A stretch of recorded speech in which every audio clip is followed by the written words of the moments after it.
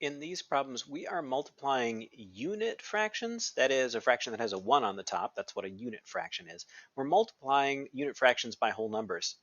This problem says, what is 1/4 of 16? Whenever you see of in math, it's almost always multiplication. So 1/4 of 16 is 1/4 times 16. Now, there are a lot of different ways to think about this. One approach to a problem like this would be just to draw a picture. Let's think about this. If we're talking about fourths, let's divide something up into fourths.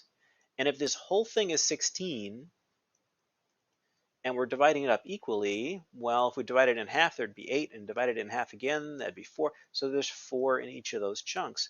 So one of those fourths is 4, and that would be your answer. Another way to think about this is that a unit fraction, multiplying by a unit fraction, is the same thing as dividing by the denominator. So this problem is actually 16 divided by 4, which would equal 4. Or another way to think about this is that we're multiplying these two fractions. So 1/4 of 16 is 1/4 times 16. And you might say, well, 16 is not a fraction, but we can make it one. Any whole number can be put over 1. And when we multiply fractions, we multiply across the top. So 1 times 16 is 16. And across the bottom, and 4 times 1 is 4. And we have 16 over 4, which is the same thing as 16 divided by 4, which is 4. So whichever way works best for you, that is what you should do to work these problems out. Let's try another one.